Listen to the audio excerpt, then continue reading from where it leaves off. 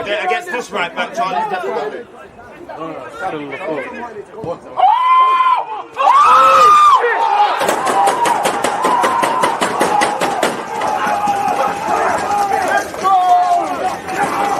People deluded, I'm back again. Come on, Ian. Come on. I hope everyone's doing well and safe. People are gonna try to enjoy my free as always. Smash the like, can't comment anything. It's like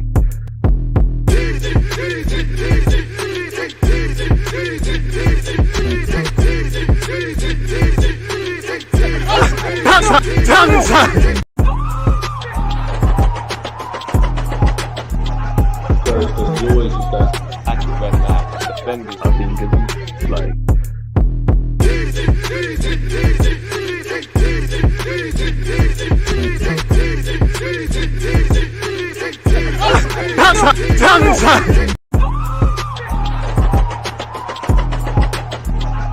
Because you always use that active red line defenders. I think it's like.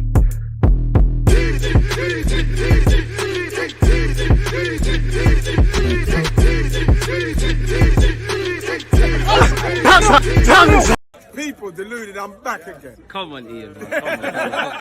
as the big man Ian Wright just said there, people deluded. I'm back again. First things first, good morning, good afternoon, good evening, and of course, good night, where obviously it concerns you lot. Appreciate you lot, whether you're locked in on Twitch, make sure you're following on that. We're going live at 4:30 to 4:45, better yet, to play Football Manager. YouTube gang, subscribe. Obviously, turn on your notifications. Check out the other video/playlist. Please smash the like button. That is the most important metric of YouTube, people. The more we hit the like button, the more YouTube basically goes, you know what, you like Arsenal content, let's find someone else. And our platform grows. Journey to 70k alive and kicking. Again, one love for you lot tuned in. Any talking points, questions, etc., feel no sort of way. People, I'm still here. Just give me a second, purely because YouTube is telling me something is wrong, and that's why we have to click the basically a setting that says this is safe for kids. I don't know how it could be safe for kids. That you get it. We're not with none of that scary stuff, but yeah, let's slap that in there. We're good to go again. Under 18s are balling. That's awesome for Wilshere again. 2 videos that I've pre-recorded this morning to come out. One of them will be my reaction to our 2-1 victory in extra time, where Arsenal's under 18s and Manchester City's under 18s are concerned. I always say I want us to win the FA Cup, innit? FA Youth Cup and the FA Cup. We're that close, man. And I think with Jack Wilshere, with the players we've got collectively, we've got some talented players. We're 90 minutes away from doing that. And Jack Wilshere would have done it as a player and a manager. So it'd be a good look. Appreciate the YouTube members. 2, 3, 1 love. I've completely changed my stance on TIELEMANS, I think you mean recently. I just see him as a sidestep and not someone who can elevate us to new heights. I hear that, and you're not necessarily wrong, yeah? And I might be exaggerating a bit. But at the time of signing Benjamin White, obviously Arteta and the club, they knew how he could grow, whether he's a centre-back. I think at some point he'll move back over to centre-half, or at some point, you know, if we go through what we're going through with Saliba at the moment, and there's a right back there, Benjamin can slot back across. As you know, he's comfy there.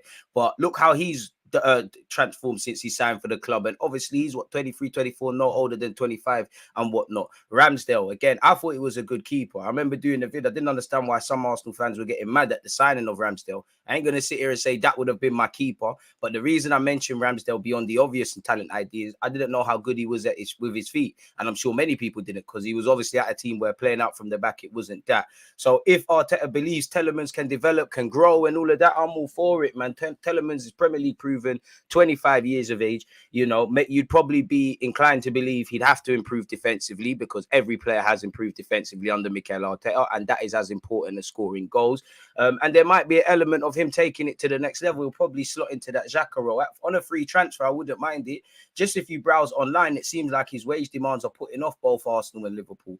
I do share your opinion. I do want a midfielder that can be the midfield version of, I don't know, Gabriel Jesus or Zinchenko, or even at the time Partey, guys that evidently elevate us to a new level. And I think we need that. I think we're going to have to make some harsh decisions. I'm not saying to sell Granit Xhaka. He's my guy. He's a key member of this team. I'm not saying just because you sign a midfielder, whether that be Caicedo, Lavia, Milinković-Savić, etc., whoever you want, that Xhaka now has to lose his place. But we're going to have to make some tough decisions. And I believe a transformative number 8 could be that. I actually feel Odegaard's going to play there within the next 18 months, 2 years, if I'm honest. He wears the number. I think it's for him, really. So I don't necessarily disagree. I don't necessarily agree. If Arteta wants Telemans, you know, I'm all for it. But it just feels the amount of times we've been linked with Telemans and we're talking with his agent. His agent is at London Cole. If it wanted to be done, it'd be done. I think there's an admiration for his talent, but I don't think it's that deep where Arsenal concerned if they don't. We've obviously, and actually, you know, again,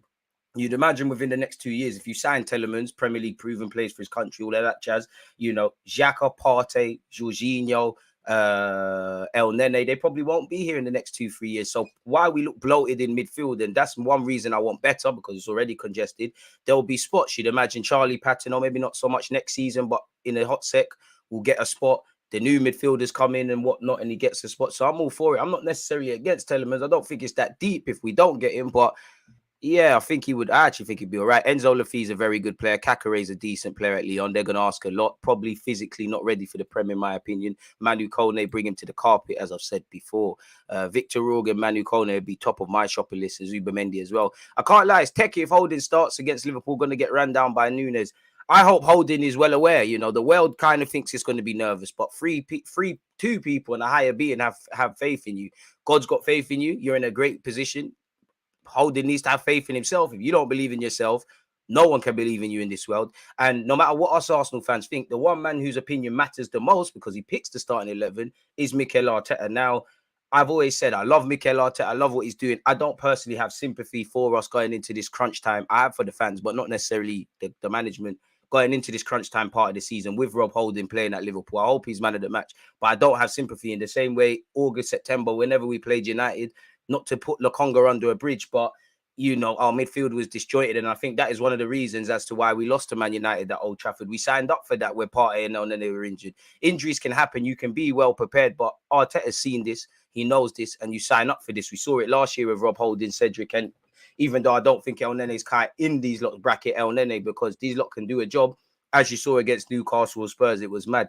Holding's well aware. High line, I'm going to be in trouble. Pulled out wide, you know, to help Benjamin White or fill in, he's going to be in trouble. But what I would say is, respectfully to Holding, your teammates should know your ability in you, so they should protect you, you know, and kind of mitigate against that. To a degree, I also feel it has a knock-on effect because obviously Saliba's got the athleticism. He's obviously able to play out from the back in that. I think because players should have, rightly so, be thinking about their team, have all faith in their teammate Holding, but think about his deficiencies. That might rob Partey, Benjamin White of being as adventurous on the ball or off the ball and so on and so forth. Again, regardless of who's there, bro, we need to go on the front foot against Liverpool. I can't lie to you. We need to be sensible. They have some players that can harm us, but we need to go on the front foot. We can't rock up there, low blocks. If Arteta does it and it works, great. But I think we got to keep, personally, I think we got to keep doing what we're doing. I think the best form of defense is offense. I feel, you know, we should be fearless because at Liverpool, let's have it right. The last 10, 11, maybe even 12 years, we haven't won at Anfield, you know. So if we lose, of course, there's going to be plenty of talking points about the ramifications of the title race, etc. But if you always lose somewhere, go out and try something different. Be fearless. Liverpool have never looked, and I know their fans are going to be making noise. Anfield, their record is great. Their record at Anfield against us is amazing. They rested players yesterday. Big up to everyone who was part of the Chelsea-Liverpool watch-along. Obviously, they're playing for pride and whatnot, and they've rested players, and it's going to be a different beast. But there's never been a better time for us to rock up at Anfield and show a good account of ourselves. Do what we're doing with the Zinchenko's, with the Xhakas, with the party. Liverpool look wounded, especially their back five. Alisson and Henderson were even shouting yesterday. Van Dijk wasn't playing yesterday, but he don't look as commanding as he could be. Trent's in serious issues. Konate, again, the whole defense is a shambles, so he's going to feel a part of that. Robertson, I feel, as much as he's one of the best left backs in the Prem on his day and a great player, and I'd have him at Arsenal, I think he vacates that left-back spot far too easily. Now, they're going to have to be better. They're playing for pride. Form goes out the window, but we're going to have to stand up to be counted. One thing that also scares me is that as great as this season has been, with the exception, not to discount it, but with the exception of us winning at Tottenham Hotspur, when you look at, as Arsenal fans, the grounds or the away games that make us a bit nervous, we have done well. Crystal Palace, Brentford, so on and so forth, and done well and got 3 points. Brighton as well, and did what we've needed to do. But typically, Man United, Old Trafford, St Mary's, Southampton, Goodison Park, Everton. What happened in these games? You know, Everton was the worst performance we've had this season, without a doubt. We just weren't at it. No one was at it. United, I think United, there were similarities between both games with United, really. I think You know, when Arteta made them changes, it kind of harmed us. You know, Man United on the counter-attack, we didn't heed those lessons. And obviously there was injury, so you kind of sign up for certain results beyond the obvious, but it was disappointing. We should have had a penalty against Southampton. Obviously, away from that, we clearly didn't do enough to win the game. And forgive me if I'm wrong where Southampton's concerned, we took the lead. So it's more 2 points dropped. So again, that is something that scares me going into Anfield. But these players have to relish it. If you want to get Arsenal back to where we have been, you know, for someone that's 27, 28 next week, people, obviously April 13th, make sure you get them presents in. And people older than me, we're accustomed to Arsenal being in where we are right now to a certain degree. If you want to be here, these are the games you have to stand up to be counted. Relish it. Because as much as football means the world, it would be the end of the world if Arsenal lost, and to a degree, if it had ramifications for the title battle. Bro, if you lose a game of football on the same token, so what? It's a game of football. You lose, go again. It's not like if you're a doctor, you make a mistake, someone's dead, and it's negligence on your part. So relish it. Enjoy it, like Mikel Arteta said. There's 9 games left. You know, I don't want to be that guy, but in the start of the season, we would have taken Europa League final, which we didn't do, and top 4, however you do it. And it's done in April, really and truly. Mathematically, we could still drop out, bar, if there was a complete capitulation. So you're almost playing for an added bonus, really. It would, goals do shift, dynamics do shift throughout a season. There is, if you fumble this, there's question marks. As much as I'm praising the mentality, really. And it's a Premier League of fine margins. If we lose to City or bottle this lead against City, we'd have ourselves to blame. But I also have to look at the 2 points dropped against Brentford, where VAR should have ruled out their goal, but we didn't do enough in that game to win it, really and truly. So, yeah, man, Telemans is history.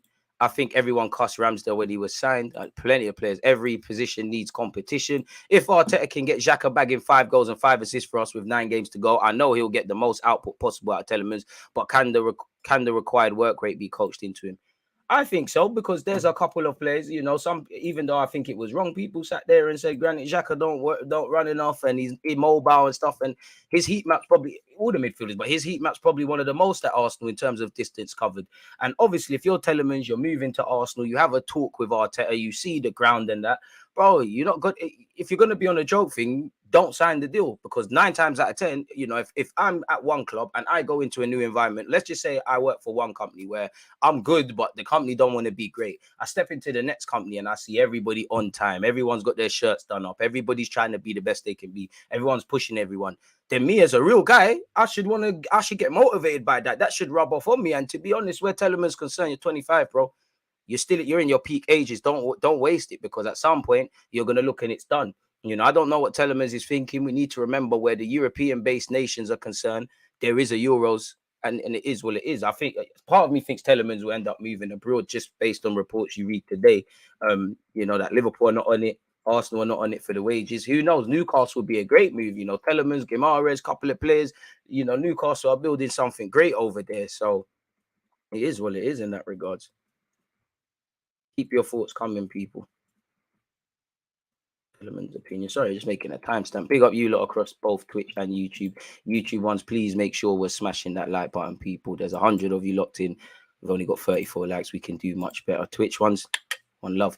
So yeah, keep your thoughts coming, people. He could be a sale next year after we get the cover, in my opinion.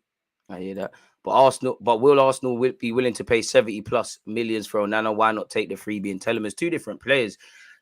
Telemans is obviously not to downplay Onana, because you saw what he did to Partey at Goodison Park. He obviously is good technically. We were linked with him with his Lille days when Arteta was here. So that might be where the rumours come from, or there might be an admiration in him. Telemans is more my sort of footballer, but I think we need a bit more athleticism. So I'd probably lean to, at an affordable price, quote unquote, I'd probably lean towards Onana. He's relatively young. It's more, it's not, the midfield battle is 9 times out of 10 what it is every game in the Premier League. We need players that are dynamic. Xhaka this season has become that. Historically hasn't been that. Partey is that, but he's never fit 9 times out of 10, being harsh. So I think Onana would be more the sort of guy, man, if I'm honest with you. What do you think about Charlie Patton and what he'll do next season? Go out on loan again, man. Either in the Championship, or if you could get a Prem loan. I don't know if he's ready for that, or somewhere abroad. I think that's it. As Arteta said, slow cook him. He's doing right. He'll be ready, man. He'll be ready soon. And naturally, we just got to wait for the natural pathways to start opening up. As I said, Partey's not going to be here forever. Xhaka, Jorginho, El Nene potentially are not going to be here forever. They're very much the present. The Patinos, the Lokonga, if you can get a tune out of him, if you sign Declan Rice and Caicedo, some of them would be the present, but they're more long-term in the future and things like that, really. And I keep saying it, I probably am a broken record, but for me, you know, you look at the front options, apart from Trossard, where I'm being a bit deep because he's 28, still got a number of years left in him, but everyone's got age on their side in terms of resale value, development, all of that sort of jazz, really. The Martinellis, the Sakas, if Nelson signs a new deal, Jesus, Eddie Nketiah, Balogun if he stays, Smith Rowe if he plays out wide, Fabio Vieira's played on the right at times. You know, I don't know if he'll make the grade here, but Marquinhos over there at Norwich, so on and so forth. Even if you're forcing it, Koza Dewberry, if he can make the grade, age is good to them. Age is good to our defenders. If Tierney stays, Zinchenko stays, Benjamin's there, Gabriel's there, Saliba's there, Tomiyasu looks significantly older, but they're all in their early to mid-20s. Ramsdale as well. Turner's of a good age. That luxury isn't afforded in our midfield, with the exception of Patino, where he's not in the first team picture right now. Lokonga's of that, you know, but in terms of can you tie into what we want to do, obviously there's a question mark.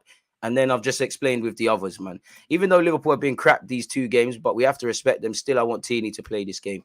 I wouldn't mind if Tierney plays for Mo Salah, but I need us to be on the front foot and dominate the midfield. Liverpool's midfield is one of their biggest issues in terms of getting their attackers involved and actually defending on top of everything else, really and truly. Like, I think, you know, Liverpool, Trent, whatever you say about Trent, Konate, Alisson, Van Dijk, Robertson, you don't become bad players overnight. They're in a bad run of form. The midfield is what's going to cripple Liverpool. If they don't address that midfield, there's going to be an issue. They cannot address that midfield for now. They're going to have to put on with it.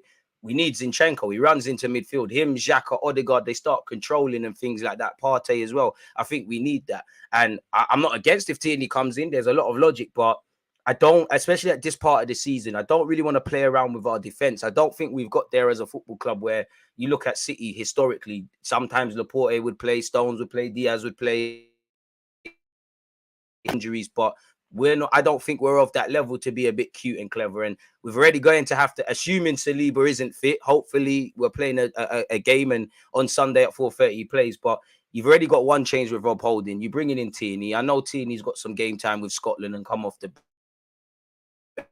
like that, even though I'm sure he'll be chomping at the bit. 2 changes in defense makes me a bit nervous, even though, again, we're getting a decent squad. But I just don't think we have that luxury, really. We're going to have to see what's going on.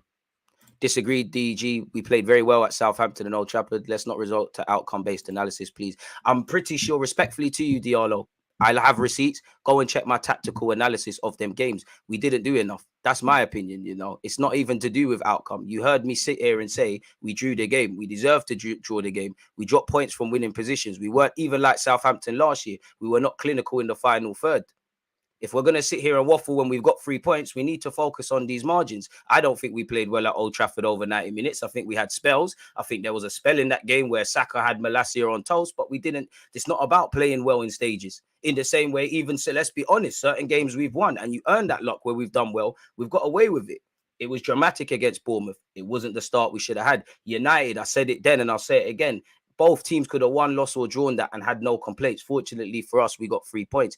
Please, respectfully, do not ever disrespect me and sit here and tell me that I'm making analysis based on outcomes. And my point was simply to say, if we're chasing this league where it's fine margins, where we're the hunted, they're the hunters in City, where we've seen in the previous year, Liverpool have been amazing. City have found a way to do it. You now need to focus on the fine margins, not necessarily what we're doing well. We know what we're doing good. That's what's got us in this situation. It's chasing that illusion of perfection. If you go and listen to what Mikel Arteta says, he reflects this. What are we talking about? Against Brentford, the goal should have been chalked off. But did we do enough in the final third? We're one of the top goal scorers in the Premier League. Did we do enough in that game? Newcastle, we should have had a penalty, but we had an inability to break down a low block. That's something that's been an Achilles heel of us generally this season. There's been times we've broken them down. Even, let's be honest, you know, you look at even Fulham, you know, Fulham at home. It didn't go our way from the start. Shout out to the grit and determination and stuff. But it's these sort of things. We are getting better across 90 minutes. Now we need to be almost perfect. And again, you see these 9 games. You know, it wouldn't surprise me if we put in good performances at Chelsea. Well, Chelsea coming to our place, Newcastle going over there, and Liverpool, and there's definitely City and whatnot. But we do need to watch out for them clubs fighting for relegation. If I'm completely honest with you, we should have picked up even if it comes down to goal difference, fine margins. We shouldn't have conceded against Leeds and Palace. Every goal shouldn't be conceded. Every goal's a cheap goal. But come on now. Come on, man. Ignorance is truly bliss. DG, he ain't that guy anymore, Yuri. Fair enough. How much is he demanding? Nobody knows, really. That's just based on what the papers are saying. I have been critical with this team this season, but they proved me wrong. But at the same time, we've had to have the same energy. There you have it. Can we just stop with the Telemans rhetoric? It's tired. Liga alone could work wonders. And defensively, Zini ain't that good. To be fair, I think people overblow Zinchenko's defensive incapabilities. There are times where he's obviously switched off, but I think there's times he's done quite perfect defensively. The last game, I think there was a series of errors, you know, on the transition. Jorginho could have done better. Holding could have done better. Xhaka could have done better. Obviously, Zinchenko, for me, if I'm harsh, you know, in that incident, I want you to be a bit brave and just take, you know, just meet your maker sort of thing. Let the ball take off your head or your face, get concussed and keep it moving. He's half kind. I don't know what Zinchenko was doing, but it's deflected off him. It's done, Ramsdale. I think there should have been 2 clean sheets. And you will go back to the all or nothing last season when we weren't where we were at. And you can see Ramsdale absolutely going mad when we've won games. It's mad how there are athletes in their mid-20s and we're having to discuss their engines being an issue. I hear that. Adding an extra midfielder in Zini to battle against their midfield and their dead food. They're dead without having to go up against 4 midfielders. The only problem I can see with Liverpool is obviously if their front line are on it and the transition really, that kind of harmed us at home with the 2 goals we conceded. You know, that's one area of analysis for Manchester City because, you know, I know Liverpool lost. They've been in bad form. That is the talking points. But we got to remember, Liverpool actually took the lead on the, you know, exploiting City's high line with Mo Salah, obviously, and Jota and whatnot. And there was almost an identical opportunity which was given to Liverpool, which they didn't take. A bit like the Old Trafford game. Go and watch it again. Just before Antony actually puts the ball in the back of the net, 5 to 6 to 7 minutes just before that, almost an identical chance happens. Sometimes prevention is better than cure, and at times we need to realize this. Go into Anfield, of course, there's going to be times we're under the cosh. I hope it's like when we went to the bridge, but there's going to be times we're going to ask defenders to do a madness, Ramsdale to do whatnot, probably look a bit nervous. But we need to win the percentages. Be confident. Don't be complacent. They have a lot of threats. Form goes out the window, but we need to focus on us, if I'm completely honest. And I think Zinchenko would help with that. I hear that, but if Arteta is really playing in this game, I just don't want him to get caught off because of our line. Their front three is pacey, and especially if they're with Anfield. I think that's a fact for anyone. Big facts, always delivering the facts, my bro. Title charge getting damaged. Come to Anfield and leave with a bloody nose. I'm on to DG. Let the games begin. Hey, man, I haven't seen you for time here, Marcel. That's okay. Make sure you win, though. Where's the snipping tool? Make sure you win. Ladies and gentlemen, we got him. Screenshot. Make sure you win, cuz. I hear that, my guy. I hear that. But one of my pet peeves in life is that last sentence, result-based outcome. Everything I said has not been as a result of just looking at that. Whether we win, lose, or draw, this is why I watched the game 3 times. What you're saying is not an issue. Your difference of opinion is not an issue. You said let's not resort to outcome-based analysis, assuming that I'm just looking at the loss. But it's not that. So less of the paragraphs. Please, if you're going to get onto me, listen to exactly what I've said. Then by all means, do what you need to do. But away from you, we need to beat Liverpool. I mean, if you can't win, don't lose. Because as much as I want to win, you can take a point. Dodgy pen. Liverpool crying about a dodgy pen. It's justice, you know. Have you seen how many times Trent Alexander-Arnold has kicked our players black and blue? Boy. Yeah, but he didn't take it. We can only deal with the facts. And if you're listening, I literally said, did we do enough in the final third? No, we didn't. I mentioned the fact that we're scoring. And even if it's Jesus missing chances, goals have been shared out throughout this team. Who else had chances? We win, lose, and draw together. There's no if this guy scores, that's a different game. Okay, cool. That's a 2-minute talking point. Football's a 90-minute game last time I checked. I don't know. Maybe it's changed, man.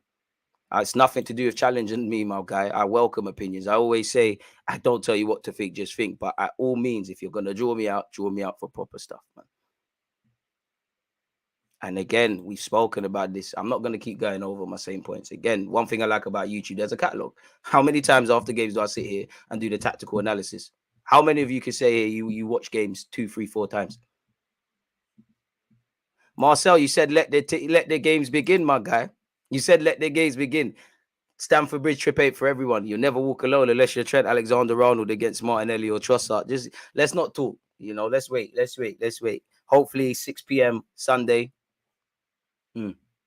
Defending at times, it's been bad. Didn't heed any warnings at Old Trafford. Could have got touched at Southampton. And at home all season, there's been calamities plus Europa. I don't want to see that next year. Safe to say, at least for a season where we're all right, we're not going to see Europa League again. And hopefully that's the end of it.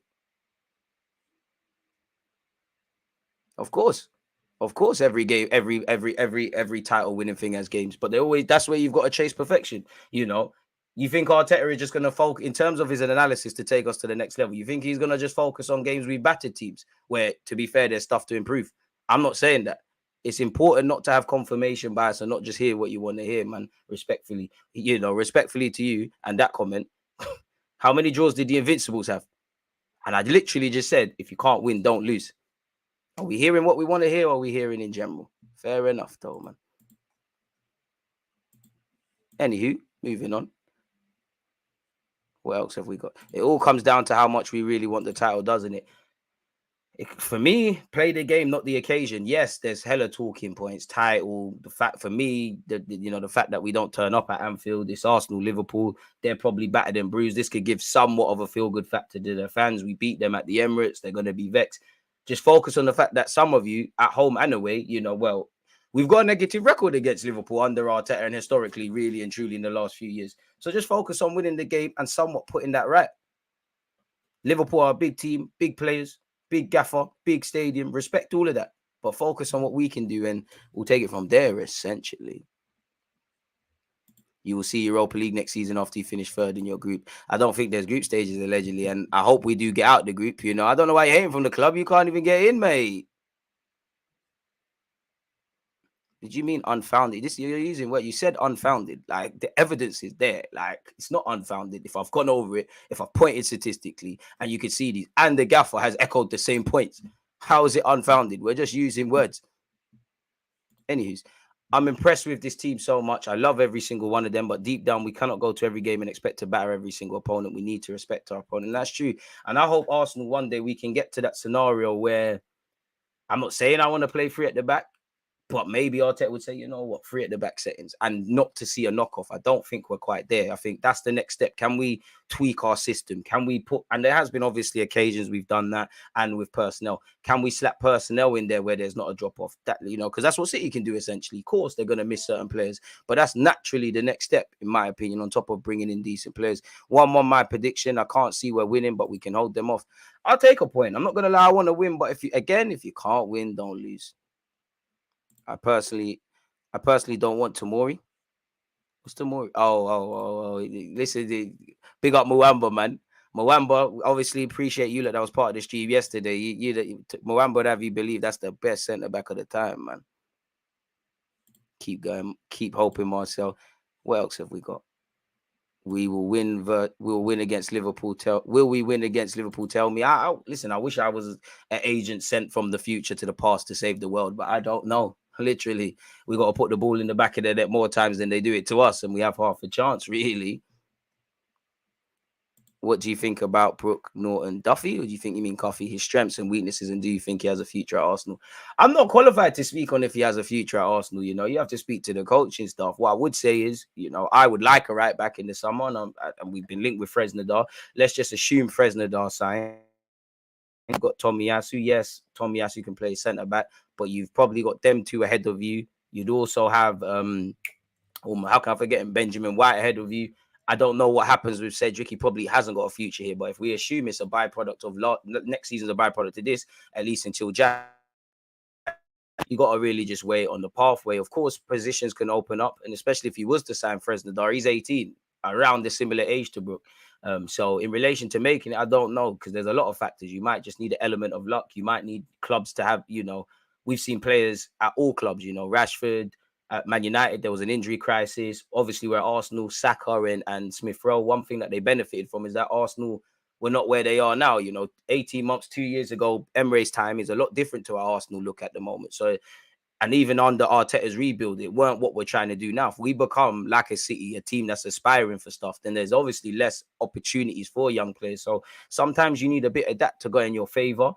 Brook, I think his best attribute is his mentality, man. He wants I wouldn't say he wants the attention, but responsibility. He wants the responsibility. I think he's never fazed by stuff. I think he's still a bit raw defensively off the ball, naturally at his age. I don't know if technically he's of the level required to play that inverted role, assuming Arteta is still here. But he's got a decent chance. It's just down to him, man. I wouldn't say rattled. This is another thing I hate about YouTube, man. You again, you can challenge me. You challenge a point. I challenge that challenge, and you're rattled. Like you're that Diallo. There's a lot of things in my life that rattle me. Do you know what comment rattles me? Oh, you're not so deluded. You are deluded, and you're underrated, and things. These rattle me. Diallo on the gigahertz is not. I'm here to entertain conversation. This is a man who sits here and says, "I don't tell you what to think. Just think." I don't mind engaging with you. Like, that's the whole point of it. And you actually make the time fly. Look, it's half an hour gone. We're already progressing. Come on now, man. Please, man. I respect you always here, but please don't oversell your level of importance in my life. Come on now, man. In the most respectful way. It ain't easy at all, man. I'm all here for Bants. But shit, Bants ain't that. What do you mean you ain't see me here for time? I'm here every day, mate. I was here during the watch along yesterday. Don't do that. Did you comment?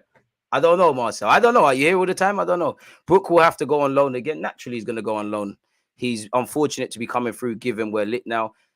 It's going to be up for him. But for me, selfishly, where Arsenal are concerned, bro, make money in it. Not everyone has to make the grade at Arsenal Football Club. I always say I want the most impossible dream of 11 to 20 Halen graduates coming through this academy. It's never going to progress into the first team. It's never ever going to happen, is it?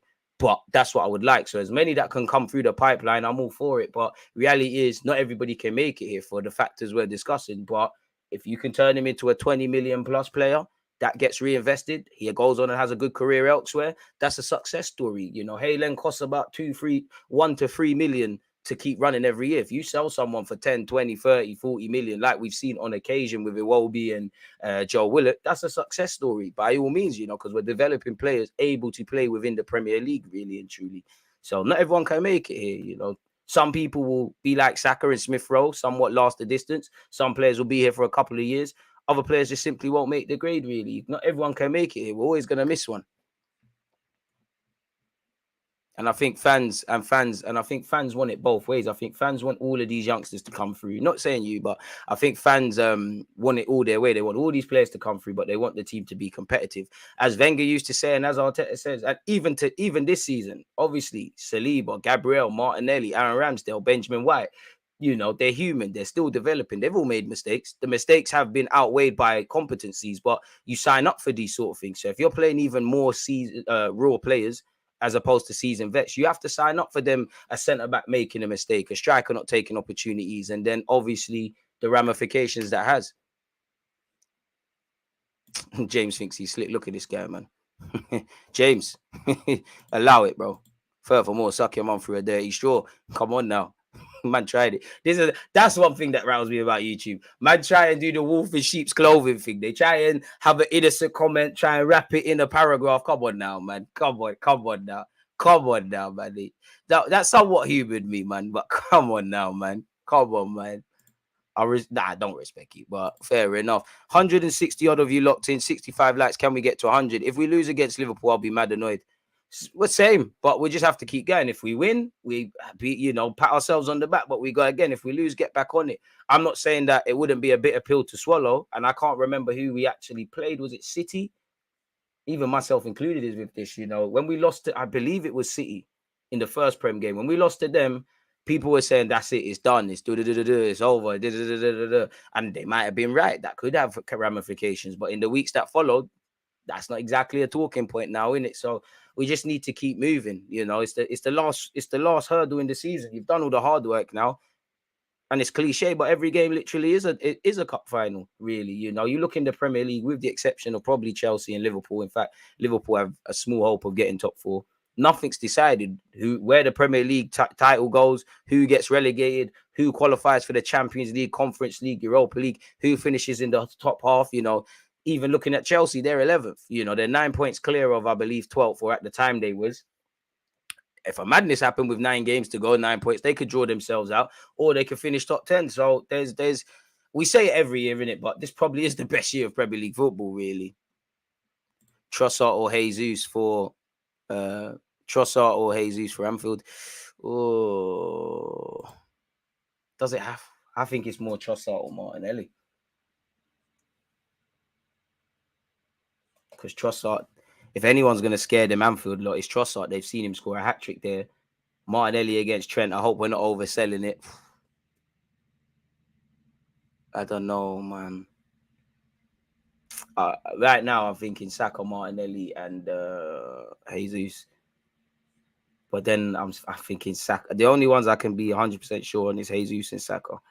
Part of me wants to see Trossard off that left just because Martinelli's ferocious in it. He's relentless in his approach. He won't give Trent time to breathe. So maybe he goes out there, tires out Trent, Trossard comes off the bench. But you flip that and say, Martinelli, if you're fullback, 60th, 70th minute, you're in the trenches. Next thing you know, a fresh Martinelli's coming on, or any winger that's half decent in the Prem. You don't want to defend against that. And I just think with Trossard, pardon me, there's more gears to his game. Obviously, Martinelli is getting them layers, but Trossard will take you down the wing. He'll go inside and things like that and look for passes. And that's actually where I'm kind of torn, because if Martinelli's more likely to hug the touchline than Trossard, Trent's going to have to think twice before he ventures forward. If Trossard kind of ventures into midfield, into the inside and kind of more to link up with our midfielders, Trent might think, you know what, Konate, Fabinho, they got it. I could be a bit more adventurous. That left-hand side needs to be suffocated, as it always is, man. Jesus don't scare you. That's cool, Bournemouth have dealt with you. We've dealt with you. It doesn't matter about being scared, You don't need to be scared of anyone, But only the paranoid survive. Big up Trossard as well. Do you start Martinelli? You got to flip a coin, man. I'm saying Trossard today. I'm saying Martinelli an hour from now. I don't know, man. Trossard will drag Trent all over the place. Bro, the fullbacks. Trossard, Saka, Jesus hasn't been tried and tested. Feel like Martinelli will start and rotation comes up top. I'm not going to lie. I don't really want Trossard in the false nine. I think it's a game for Jesus, if I'm completely honest with you. I'm normally cautious, but I think Liverpool are going to get embarrassed on Sunday. Football defies logic sometimes. For me, I hope the players are out there acting like it's Liverpool that, we're fighting for the title. Any bit of complacency, we're in issue. I'm wearing the Arsenal shirt. Shout out to you, man. Appreciate you, Justin, for being tuned in. Brook will have to go on loan again. Brook has to go on loan. You're not going to break into the first team right now.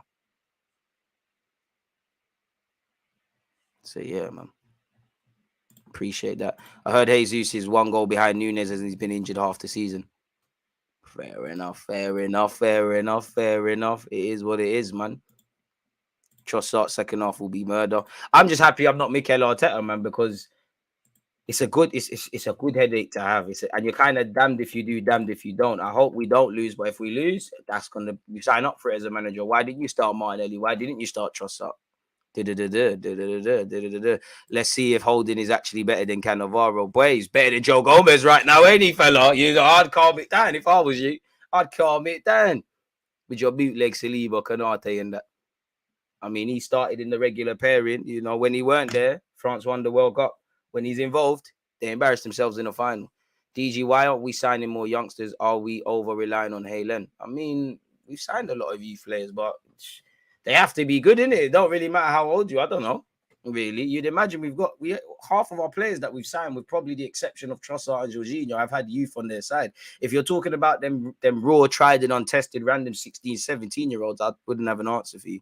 Big up DG. We've defied a lot this season. PCSD says we lose. Reality is we're ready. Bro, you're going to have to be ready. Ready or not, bro, if you're not ready at Anfield, regardless of the result, if you don't just turn up really and truly, you're in trouble. Again, expect to be under the caution things. I think Liverpool will be kicking themselves if they help City go on to win the league. If I'm Liverpool, bro, I hear that. Some people say that. Some people also say, they want to damage Arsenal's title challenges. And I'm sure Liverpool, depending on who you speak to at the club or their fans, probably have different things to say. But for Liverpool, it's about getting 3 points. They're irrelevant from the title race and these things. It's just about getting 3 points and somewhat trying to savor some of the season. There's 3 points on the line. Any other talking point, whether they win, we both draw, or someone loses, is that Liverpool can only do what they did. I feel sorry for Jurgen Klopp, if I'm honest, because not that I care about Liverpool like that. Some of the things he's saying, I haven't seen him say during his time there. Really and truly. He sounds defeated. Even after the City game, he would say, what did he say? He said something like, I'm not sure if they asked him about Rodri being sent off, and he sat there and he was like, I don't even know if Rodri got sent off if we would have stood a chance. Now, think about it logically. If your manager's coming out to say that, you take it two ways. You either get the hump with him, or you think to yourself, boy, this man that come and brought the Premier League trophy for Liverpool after 30 years, and for some of you, you know, he's helped revive your career or give you this positive sort of play thing you've got. We've let him down, man. I'm not gonna lie, PTSD a real thing. You know, I was watching the highlights from, I can't remember the year, but I'm sure it was Sterling, Sturridge, and Suarez. I think it was a 12:30 kickoff. We was wearing the yellow kit. I think it would have been a remake of the 04 kit, Dazzled. And for me, again, you didn't win at Goodison Park. You didn't win at Old Trafford. We didn't win at St. Mary's. Can we win at a bogey ground? Spurs of recent has been a bogey ground. We've obviously won there as well. So can we keep that going?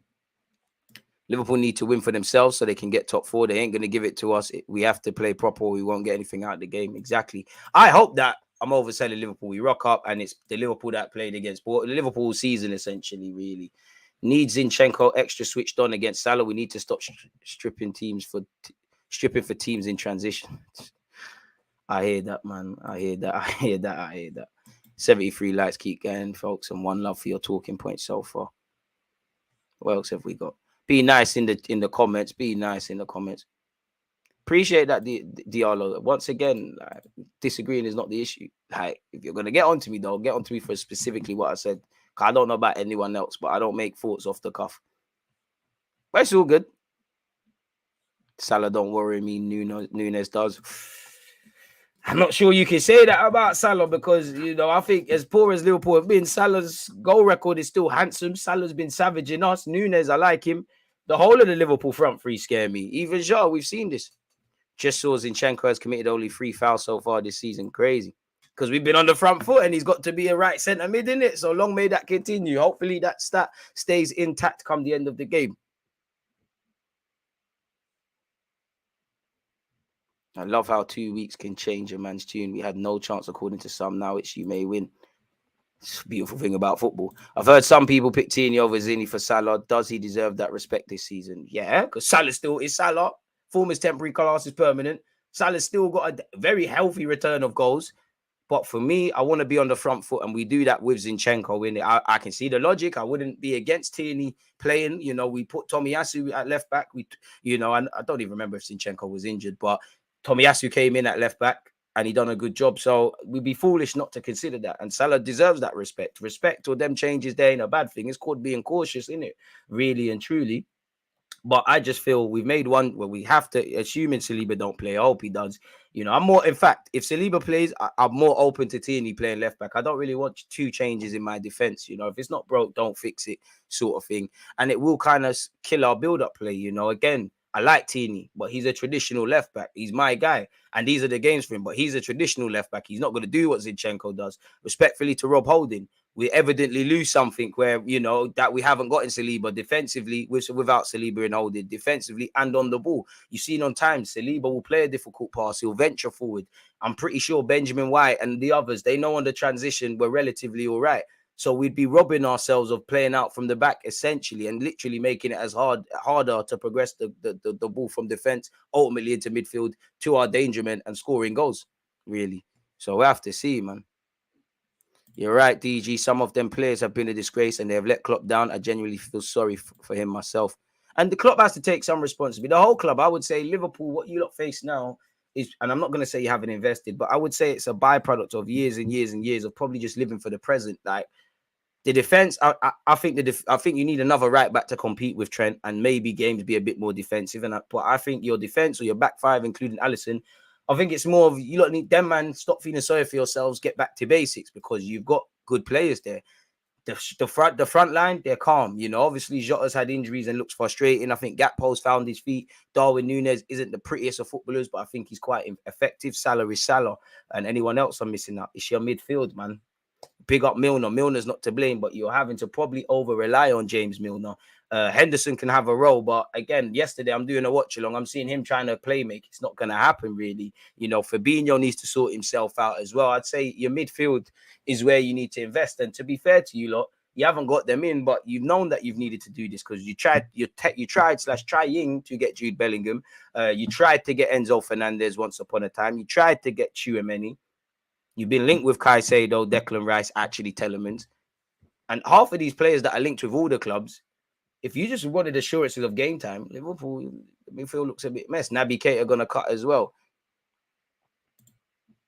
Thoughts on the under-18 game yesterday and final later in the month. What can I say? You know, I've offered it. Again, my reaction of that will come out after this stream. I just need to make a thumbnail. Amazing stuff. Shout out to Miles. Shout out to Jack Wilshere, the gaffer. Shout out to Bradley Ibrahim as well for his performance. You know, we had a great game. Yeah, they went down to 10 men, but this is what we have to do, innit? 7-up hype. Liverpool had no foresight when it came to transfers. Plus, Klopp ain't that tactically flexible. I can see Jesus winning some nice pens in this running. I want Jesus to play because if Trossard plays, obviously he plays as a false 9 and Jesus runs around everywhere. But I do think we need a centre half. I mean, a centre forward on the centre half because again, Van Dijk has a good passing range. All it takes is get out of foot, find Salah. I think Jesus is constantly going to give them grief. So I don't really think it's a gate. And Jesus isn't the biggest, but as you've seen, he can put himself about physically. So I think it's a Trossard out wide thing. Bit harsh to call Klopp not, you know, I don't think he's necessarily a tactical genius, but it's a bit harsh to sit here and say, oh man, that's one of the champs, the Prem, and all these things. Is it? And a professional manager of a big club in Liverpool. For us common fans, it's a bit harsh to say he's not a tactical genius. I agree, you know, Wenger's a tactical genius historically, maybe not so much his latter period. Jose defensively, Conte at times, how he came and shook up the back three, Pep the poster boy. But you can't sit here and say Klopp's not that. It's one of the best managers the game, well, the Prem's ever seen. Like, bit harsh. Does that say something about how often he attempted to win the ball back, though? Potentially, but I think the stats are doing him a bit dirty there. Thoughts on potential Reiss move to Arsenal and also keep up the good work. Appreciate that praise. Bring him, man. But until I see fees agreed and whatnot, you know, it's a bit mad, really. I think Declan would be all right for us. You're going to have to pay a premium, but it is what it is. What are you saying, DG? Recovering from an operation. I big up yourself, man. Hope your operation went speedy. And on behalf of everyone, you know, wish you a speedy recovery in that. What do you think our midfield lacks to go to that next level apart from the obvious? A bit more tenacity, a bit more athleticism. And I think we could do it with Odegaard in the Xhaka role, but I want a midfielder to really be the guy who dictates the tempo of the game.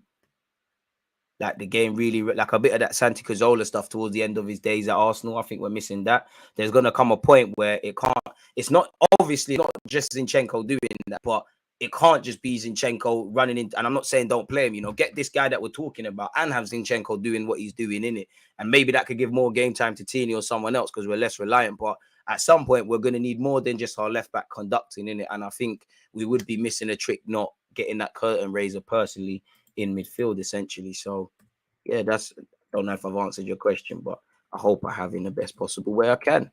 25 minutes, we go live to play Football Manager. People on Twitch, don't forget. And smash the like button if you haven't. I rate him highly as a manager, but he needs the legs and inhalers. I hear it. But if that's how a man plays, if a man says I do this heavy metal thing, then he's going to do the heavy metal thing. Doesn't make him mean. He just had a system that worked with him. What failed was the transfers, to be honest. I would say the adaptation. That was something Ferguson was great at. That was something Wenger used to be great at. And towards the Emirates, for whatever reason, weren't able to do that. That is probably one of Pep Guardiola's best things he does. He makes a bit like what Arteta's done, less exaggerated, unpopular decisions. You know, at the time, it's a bit harsh, you know, but as soon as he walked into Barcelona, and it's probably a bit obvious, but he got rid of the experienced old guard and Messi, false 9, all of that sort of stuff. He walked into City, you know, probably a City at the time. Joe Hart was probably the least of their problems. He sat there and said, nope, I need a ball-playing keeper, to the point where it might have been Claudio Bravo, who I don't think at the time is a better goalkeeper than Joe Hart. But for what Pep demanded, he needed to do that. Pep's ability to keep rebuilding is why he's dominating this thing now. Even getting rid of Cancelo, obviously, there were some other factors. But you have to keep adapting. You have to keep watch you. Pep has done that. But how Pep played in his first year, his second year, his third year, now, and to be honest, Pep feels like he's been here forever, really and truly. You got to keep adapting. And that's something Arteta's shown so far he can do, but he's going to have to keep doing it. Give me Jude and Caicedo. Bring back Balogun as a first striker and bring in a second goalkeeper to compete with Aaron Ramsdale. Inshallah, we're winning the Champions League. Big up, DG. Big up yourself, my guy. I would love to win the champs, but, you know, it's easier said than done. In my opinion, Trossard is the most lethal in front of goal between our attack. He needs to get central and shoot more. I hear that. And this, again, I think we spoke about it. It's like, I asked you lot, who would you define as the best finisher at this football club? Because I wouldn't say it's Saka, but then you look at Saka on paper, his numbers are there. Martinelli could have a shout. Actually, based on last season, Smith Rowe could have a shout. Jesus is a striker. So if you and Eddie aren't two of the best, again, people, finishing, they're there.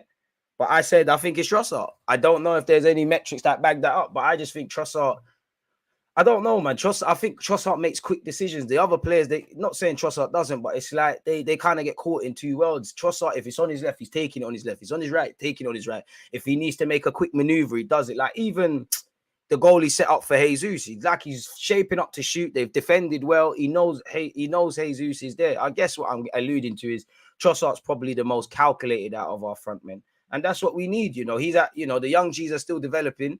What you see is what you get from Trossard. Obviously, he can get better and better, but he's gone through that education. He's able to play all across the front three. And it'd be nice to get a striker in the summer, but if we could get someone that could do that stuff as well, play everywhere, that would be good as well, because there'll be more competition and all of that jazz, man.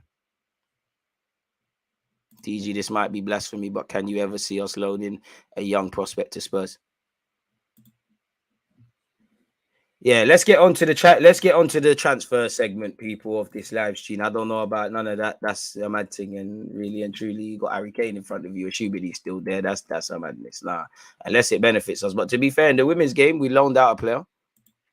For me, I would want Balogun selfishly, if he's going to the Prem, go to a team with hardly any resources.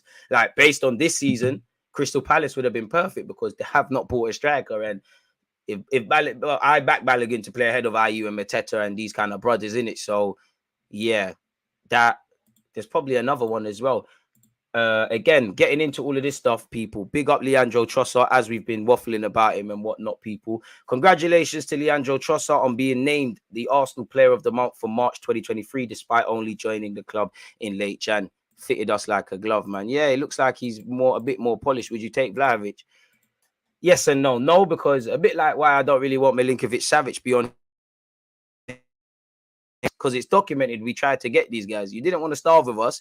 Now you see Arteta is getting, Nobu and Novikov and all these things. You're saying it's lit now. You didn't want to be here, but that would be a naive way to go about football, innit? Players have rejected. Mikel Arteta turned down the job 1 year and then took it the other. So if we still have, admiration for Vlahovic and his talent and whatnot, bring him to the carpet, man. DG, it might sound like a madness, but I think we can improve on Ramsdale, sell Turner and give Kyle Hind the number 2. We can improve on Ramsdale. He's not one of the best keepers in the world. He's a good player for us. You can improve on everyone in the team.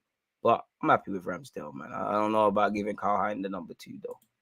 Again, you look at our Player of the Month winners so far for this season, better yet. In August, it was Jesus. September and October, Xhaka completed a double. Benjamin White in November. Saka in December. Zinchenko won it in January and February. And now in March, Leandro Trossard. I wonder who wins it in April. Crazy. I can't lie. It's kind of crazy that Saka's only won it once. And it's testament to everybody else, man. Appreciate you, the Spanish tuned in. Hey, Zubamendi, Fresnadar, you need to get on the phone to your countryman Arteta and tell him to bring these La Liga dons, man. Again, I was going to read this, but it's a bit long, people. Shout out to Trossard, the think pieces. Hey, who's that? Mujik. Don't worry, we'll come grab you at 18 bucks, man. Anfield is waiting for us. Klopp issues warning to Arsenal. See, he's on to us. That's why he's resting players in that. He said, Arsenal are flying and playing super football, but can be beaten if his side play to their potential. That's fair. The next game is Arsenal. I don't know exactly where Arsenal were last year, but they are now obviously flying in incredible shape, play super football. Honestly, that is very good, really good to watch. But we are there. It's a home game, and our home record is not as bad as the away record. Also true. It means I'm looking forward to this game now because tonight I saw a step, and that's what I wanted. Now let's carry on. Anfield is waiting for us, and we want to deliver. We have another 10 games to play, and the next one is Arsenal, not the other 9. I'm not interested in those games. Fair. But the next one is Arsenal. So if we are difficult to beat against Arsenal, we can win this game. If not, Arsenal will go over us and then we will see. With 1 point, the steps, how I said, are not massive. If you win a football game, all of a sudden, 3 points for one game. Wow, things look different. But for the moment, we have no lack of goals or lack of where we want to end up. We want to be successful as possible. But that means for each weekend or for each midweek game like today, we want to win it. I saw that tonight. And for that, I am fine. To be fair, got a point. Really. Modric didn't win. I mean, Martinelli didn't win one. To be fair, I don't know who Martinelli's peed off in the footballing world. Big up Jack Wilshere, obviously, for guiding the under-18s to the final of the FA Youth Cup.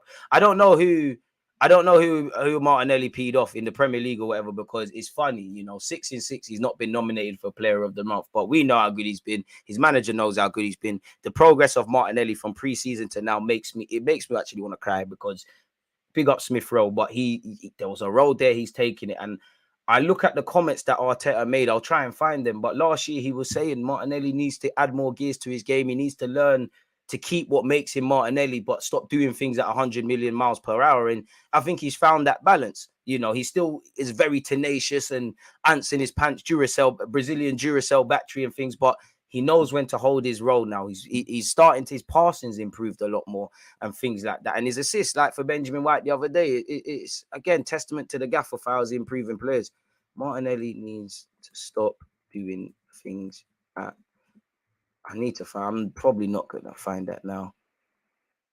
Mikel Arteta. But there was a press conference we read, and he said that, and naturally there's improvements. And as you big up Cozy Drewbury, we're calling, man. Again, Arsenal's men's side, I don't check the table, are top of the Premier League. Our women's are now part of the Champions League semi-finalists, and we're now in the finals of the FA Youth Cup. Hopefully, all three can bring home some silverware. Saliba is full of praise for Bukayo Saka. Allegedly, he said, you can already infer that he's an extremely talented player.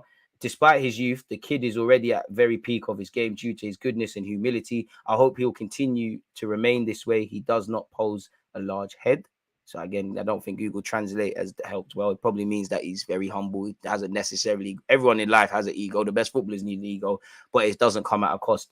Of course, I had no idea we'd be top of the league before summer, but because Arsenal is a wonderful club, you must consider the top when you play for them. Although we are pleased to be back at the top, our work is not yet done. There you have it. Really, and shout out to Saliba, and they've touched on Saka's thing there. Keeping up the theme of William Saliba, he's a serious doubt allegedly for Liverpool. William Saliba is a serious doubt to face Liverpool at Anfield on Sunday. He's been out for 3 weeks, people. Mikel Arteta said last week he's progressing. He still has some discomfort in his back. We are trying to manage him in the best possible way. I don't know if he's been training at all. He's probably, if he has been training, he's probably not been training with the players. He's probably been doing some different program. But yeah, he's not yet returned to training and faces an uphill battle. We're just going to have to get on with it. And for me, I don't care if Saliba's there or not really. As much as I love Saliba, if you're ruled out the game, there's no point waffling about players who are not there. Bro, we haven't won at Anfield since September 2012. Weren't that when we was wearing a purple kit? Come on now. 2012. Come on. That was Olympics in London. Look how much life has changed. Weren't that the right? Apparently, Arsenal long-term Saliba deal lockdown wants to be a big part of Champions League quest.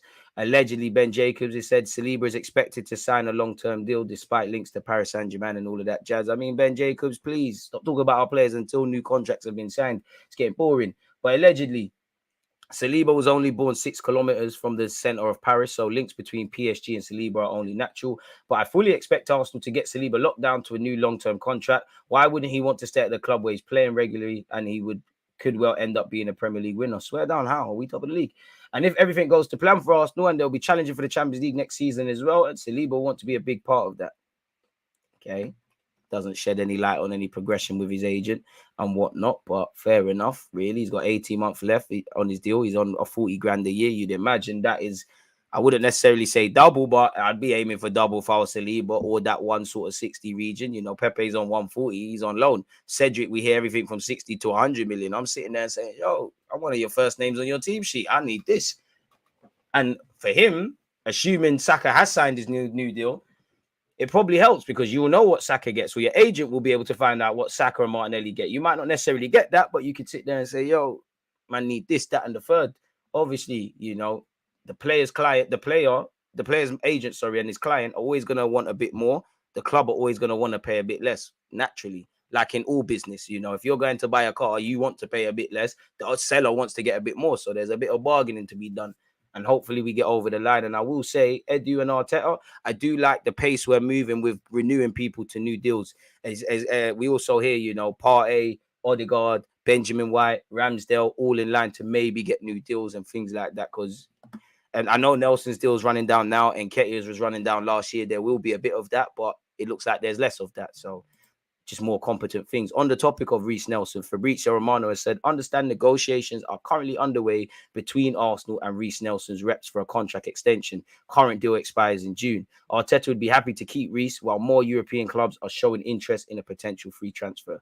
signed the deal. We've been linked with Onana. Arsenal are really keen on signing Onana from Everton in the summer after a serious attempt was not completed in January, people. And then an article has also echoed such people. And apparently it says we're in constant contact with Onana, but it doesn't shed any light, really. Apparently, apart from Chelsea and Arsenal are firm admirers of the 21-year-old, and they want 61.5 million. Everton's moving a bit mad with that regards. And we did look at him when he was at Lille. We've once again been linked with Diaz of Real Madrid, technically currently of AC Milan on loan. Again, apparently we're ready to pay 30 million euros for the 23-year-old Spaniard who can play out wide, play in the 10, etc., etc. The dream is free, the hustle is sold separately. Speaking of that, Vlahovic wants Gunners move on one condition. Brother, there's no conditions. Like, we're not going for you, but for what it's worth, Vlahovic would be open to finally moving to North London this summer should the Gunners go on and lift the Premier League title. I mean, if you are only convinced by that and not what we're doing this season, regardless of how it ends, forget you. Really, I don't think we get Vlahovic. You know, I'd still take him, but it is what it is. Apparently, Peter O'Rourke has made the bold claim that Arsenal could return to sign Vlahovic after all, with the Evening Standard claiming that the Gunners want a more physical striker. The 6'3" Serbian more than fits the mold of another option to Jesus for the boss, Mikel Arteta. Allegedly, he has said Vlahovic was a big target for Arsenal prior to his move to Juventus. We knew that.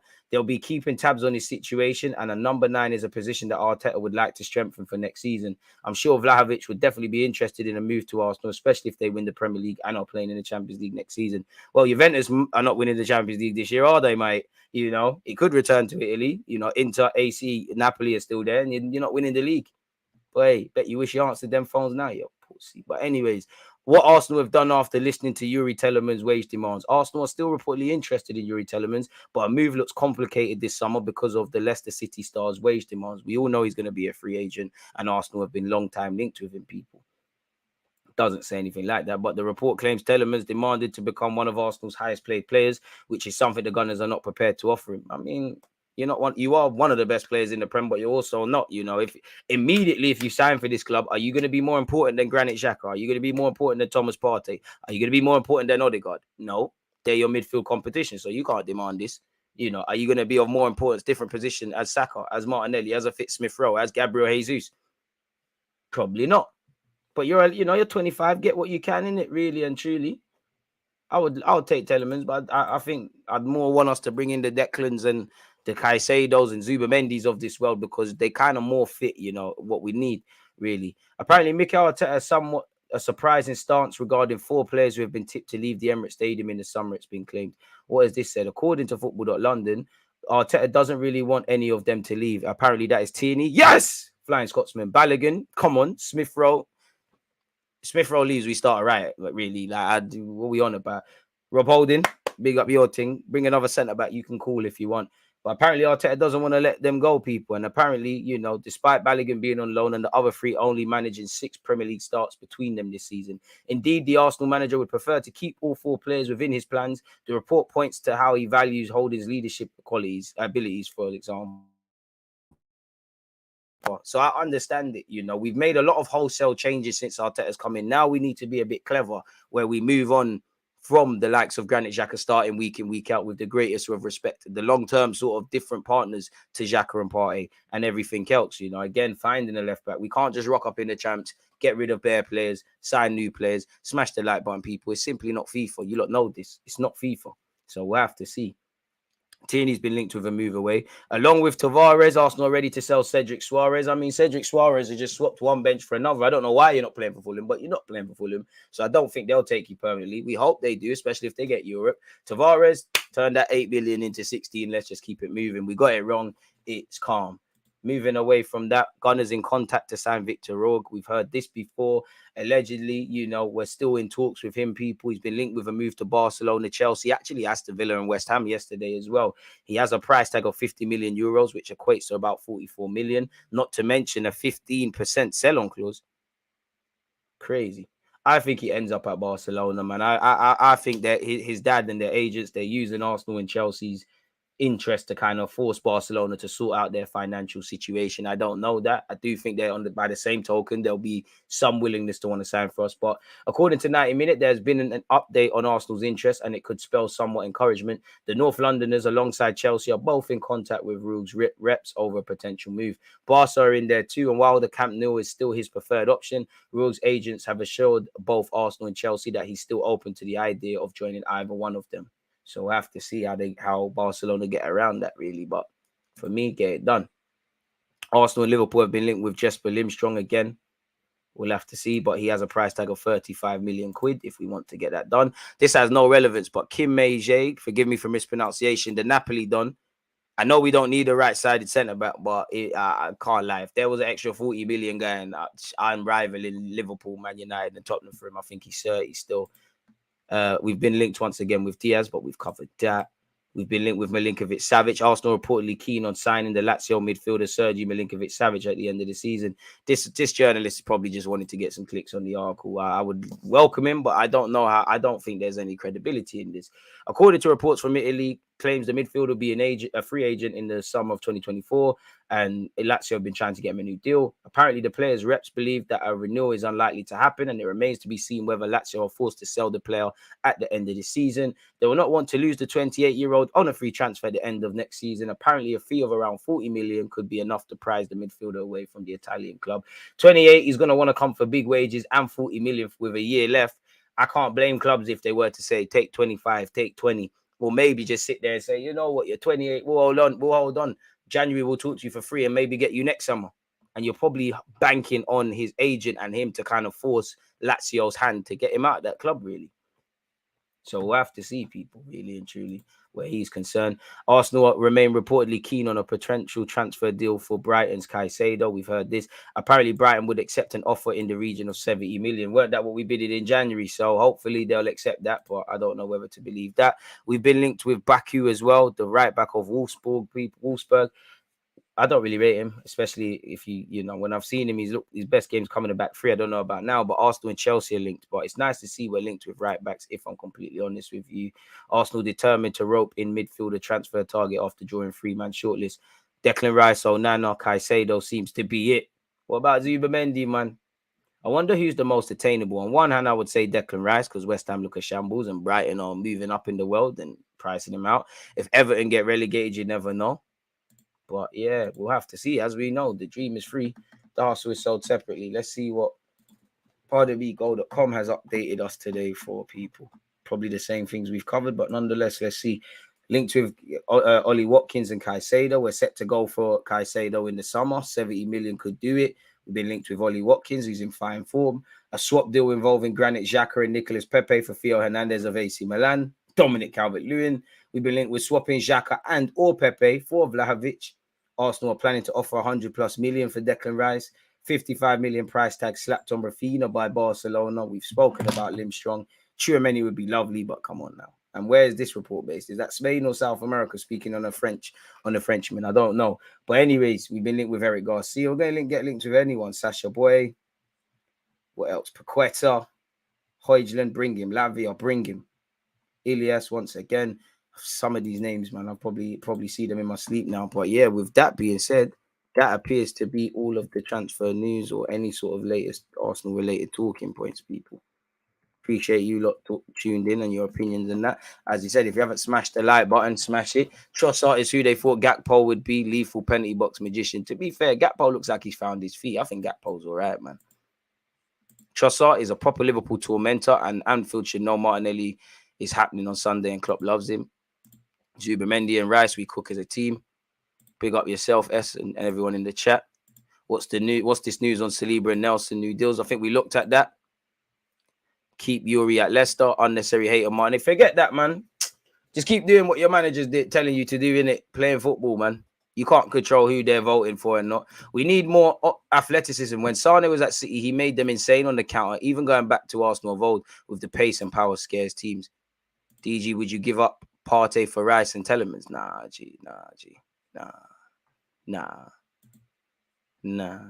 If that's the case, if that was the ultimatum, let's just go elsewhere and find other people in it.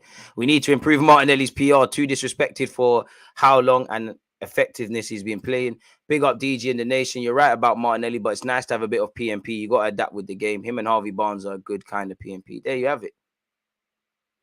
I don't check the table, man. You listen, Mr. or Mrs. Officer Messi go. Unless you have seen me check the table, which some of you might have, you can't tell me anything. I don't look at this table. Like, what is a Premier League table? Like, I learned from Arsene Wenger. You're probably looking at me like, what are you talking about? That's just called confusion.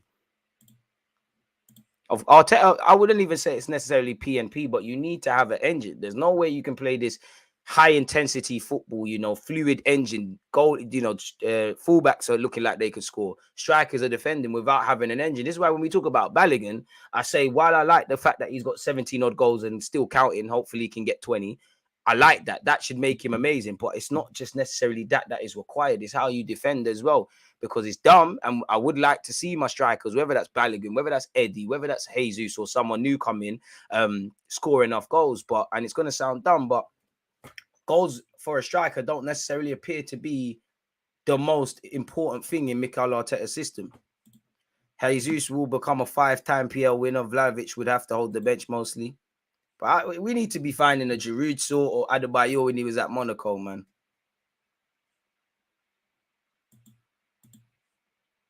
United should be all over Telemans, adds that much needed ball retention to their midfield. Hot take, Xhaka will leave this summer, especially if we win the league. He'll see it as mission accomplished. Well, I mean, with his age, if he wants to try a new experience, he leaves with his head held high, innit? Barcelona trying to get Messi. And I would say, I feel like shedding a tear for Xhaka. We've come a long way. As I said, I've said it many a time. For me, it was a new low when we lost to Crystal. Did we even lose the game? I can't remember, but I think we either lost or draw. Either way, I remember vividly looking at Xhaka and doing videos on it as well. Like that was a new low as a football club for me with that Xhaka stuff. I rate Xhaka for telling the fans to F off. I don't agree with it. I don't think Xhaka are right or wrong. Every action's got a reaction. I think Xhaka wears his heart on his sleeve. He was scapegoated them times. And in general, like I don't think fans can be privileged just because you support a football club or you pay that. You can criticize. You can have constructive criticism, but you can't be swearing at a man and a man's telling you to F off back and you're, oh my God, he's got no manners. Who are you? To him, you're not his dad. I swear every time I see Savić, his name is just transfer related. No man of the match performance or great goal or assist or anything. DG, Camavinga or Reiss. Camavinga, respectfully, but Camavinga, Tchouaméni, you got to finesse these guys when they're at Rennes or Bordeaux, because Monaco, he went to Real Madrid for big money. You got to get these guys when they're there. Onana, Caicedo or Reiss, if only one. They've all got... I do think Onana's a bit slept on. And the fact that he's the youngest of them, I think.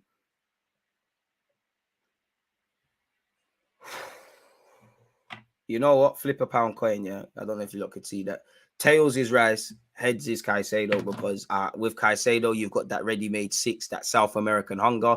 With Declan Rice, I think he's better technically than people give him credit for. And I think there's a bit of what you've seen with Mikel Arteta getting a new tune out of players. I think there's that, because Declan Rice would have to play how he does at West Ham, because that's what's got you on the radar. But you'd have to also change your game. How West Ham and we play are two different things. Respectfully, we've got that privilege of being a bigger club than West Ham. Teams 9 times out of 10 are going to be on the back foot. But as I said, what did I say? Let's change it. Tails for Declan Rice, heads for Caicedo.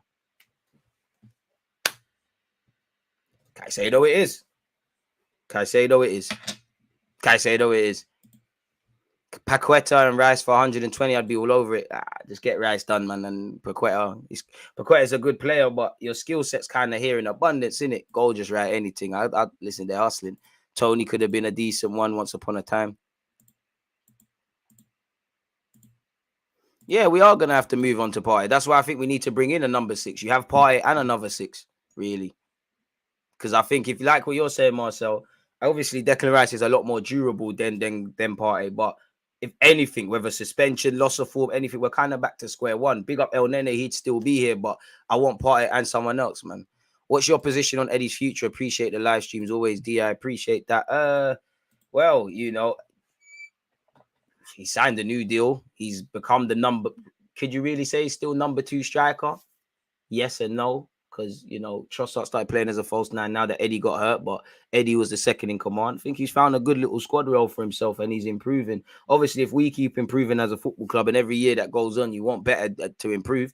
If he doesn't start scoring enough goals or take it to another level, that's it. But I do think Eddie and Ketia at times, small section of our fan base, he's unnecessarily... They're a bit harsh on the guy, really. A bit unnecessary. I think he's found himself a little role, man. You're right, man. Availability is the best ability, but that's why I need two. And to be fair, by Partey standards, this year he's been the most fit he's ever been. But you're never quite. You're right, Marcel. You're never quite confident. Every international break, as I said earlier when we was talking about the Man United game, we said he could have done better. Lokonga's had to rock up because we've had injuries to El Nene and Partey. But I'd need 2 6s for me. I don't think it's one. We need 2. Man said Caicedo plays like there's no food in the fridge. Exactly. That's why I want the man at the carpet. He's hungry. He's ready, man. He's hungry. Next hunger. Man, no one care about Mudryk. Big up you, Mudryk. Shameless. No, Harvey Barnes better than him. He's done in the Prem. The only time I see Mudryk is training vids. He wants to be a personal trainer, you know. He should have signed for Chelsea at lockdown. Chelsea could have been having him. What's that PE teacher / influencer? Lockdown times, he was having live streams and he was doing fitness and everyone was doing fitness in their rooms and that Mudryk could have made some bank, really. Everyone is keen on Declan Rice, but I'd go back in for Caicedo. His ball retention and progression is better. I hear that. P with Joe. Yeah, man. That's what Mudryk, all I see Mudryk doing on Instagram and that, just talking about sprint speed and lifting up weights and stuff. Oh, you're never going to know peace. I think next season Mudryk will be better. I hope he's not. I'm not a hater of anyone. Mudryk, I am.